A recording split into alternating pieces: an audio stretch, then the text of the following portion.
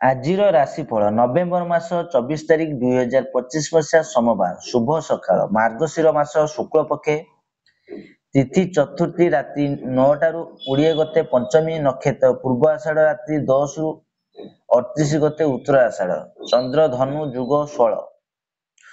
ଆଜିର ସୂର୍ଯ୍ୟୋଦୟ ସମୟ 6ଟା 5 ମିନିଟ୍ ସୂର୍ଯ୍ୟାସ୍ତ ସମୟ 5ଟା 3 ମିନିଟ୍।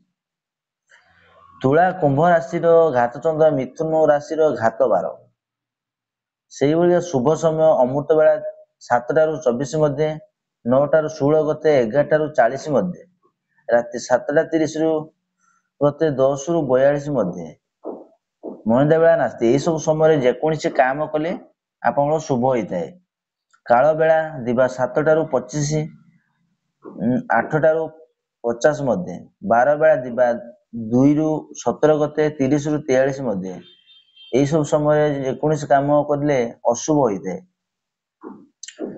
ଆଜି ମୂଳା ଭକ୍ଷଣ ନିଷେଧ। ଚାଲନ୍ତୁ ପୁରା ଖବର ଜାଣିବା ଏବଂ 12ଗୋଟି ରାଶିର ନାମ ଜାଣିବା ପୂର୍ବରୁ ଭିଡ଼ିଓଟି ଭଲ ଲାଗିଲେ ଲାଇକ୍ ସେୟାର ସବସ୍କ୍ରାଇବ କରିବେ।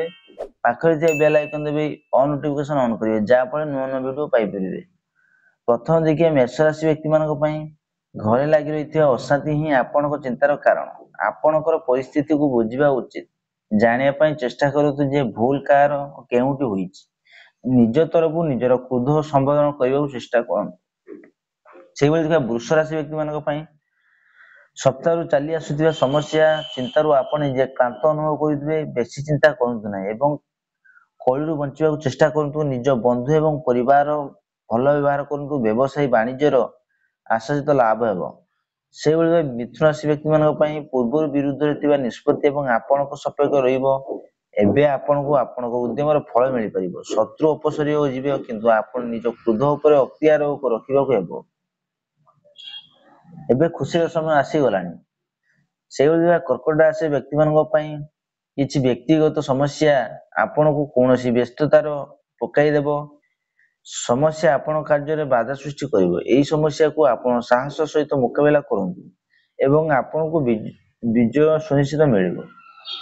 ସେଇଭଳି ସିଂହ ରାଶି ବ୍ୟକ୍ତିମାନଙ୍କ ପାଇଁ ଆଜି ଆପଣ ନୀତିଦିନ କାର୍ଯ୍ୟକ୍ରମରେ କିଛି ନୂତନତା ଆଣିବାକୁ ଚେଷ୍ଟା କରିବେ। ଆପଣ ସେହି କାର୍ଯ୍ୟ କରନ୍ତୁ ଯାହା ଆପଣଙ୍କ ବହୁତ ଦିନରୁ କରିବାର ଇଚ୍ଛା ଥିଲା। ଯାତ୍ରା କରିବା ସମୟରେ ସାବଧାନତା ଅବଲମ୍ବନ କରନ୍ତୁ।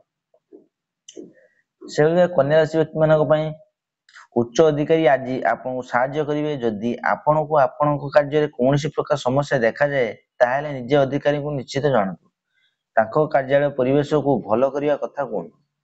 ସେଇଭଳି ତୁଳା ରାଶି ବ୍ୟକ୍ତିମାନଙ୍କ ପାଇଁ ଆଜି ବ୍ୟୟ ବୃଦ୍ଧି ହେଲେ ହିଁ ଆପଣଙ୍କ ପରିବାର ଲୋକଙ୍କ ପାଇଁ ଖୁସିର ଦିନ ଅଟେ, କାରଣ ଆପଣ ଆଜି ସେମାନଙ୍କ ସହିତ ସମୟ କଟାଇବେ। ପରିବାର ସମସ୍ତେ ଏକ ହେବାର ଏବଂ ସମୟ ଅଟେ। ବୋଧହୁଏ ଆପଣ ବାହାରକୁ ବୁଲିବାକୁ କିମ୍ବା ଚଳଚ୍ଚିତ୍ର ଦେଖିବାକୁ ଯାଇପାରନ୍ତି। ସେଇଭଳି ବିଛା ରାଶି ବ୍ୟକ୍ତିମାନଙ୍କ ପାଇଁ ଆପଣ ଅସୁବିଧାରେ ପଡୁଥିବା ପରିସ୍ଥିତିକୁ ଦୂରେଇ ରୁହନ୍ତୁ। କୌଣସି ବେକାର କାର୍ଯ୍ୟରେ ପଡନ୍ତୁ ନାହିଁ ଏବଂ ନିଜର ସକାରାତ୍ମକ ଚିନ୍ତାଧାରା ବଜାୟ ରଖନ୍ତୁ। ଯାହା ଆପଣ ହୋଇପାରିବେ ନାହିଁ ତାହା ହେବା ପାଇଁ ଚେଷ୍ଟା କରନ୍ତୁ ନାହିଁ। ସେଇଭଳି ଧନୁରାଶି ବ୍ୟକ୍ତିମାନଙ୍କ ପାଇଁ ଆଜି ଶାରୀରିକ କଷ୍ଟ ସହ ଆପଣ ନିଜକୁ କୁସଙ୍ଗର ପାଇବେ, ଯାହାଦ୍ୱାରା ଆପଣଙ୍କର ଭାବମୂର୍ତ୍ତି ନଷ୍ଟ ହୋଇପାରେ। ଏବେ ଆପଣ ସତର୍କତା ହୋଇ ଚାଲନ୍ତୁ, କାରଣ ମଣିଷ ତାର ସଂଗତିକୁ ହିଁ ଜଣାଇଥାଏ। କୁସଙ୍ଗ ଯୁଗରେ ଆପଣ କ୍ଷତି ସହିପାରନ୍ତି। ସେଇଭଳି ମକର ରାଶି ବ୍ୟକ୍ତିମାନଙ୍କ ପାଇଁ ଆଜିର ଦିନ ଆୟ ବର୍ଦ୍ଧକ ସହ ନୂଆ ବନ୍ଧୁ କରିବାର ଦିନ ଅଟେ। ସେମାନଙ୍କ ଅନୁଷ୍ଠାନ ଭାଗ ନିଅନ୍ତୁ ଏବଂ ନୂଆ ବନ୍ଧୁ ସୃଷ୍ଟି କରନ୍ତୁ। ଆପଣ କିଛି ନୂଆ ବନ୍ଧୁ କରିପାରିବେ। କାହାକୁ ବା ଜଣା ଆପଣଙ୍କ ପାଇଁ କୌଣସି ନୂଆ ସୁଯୋଗ ଦ୍ୱାରା ଖୋଲିପାରେ।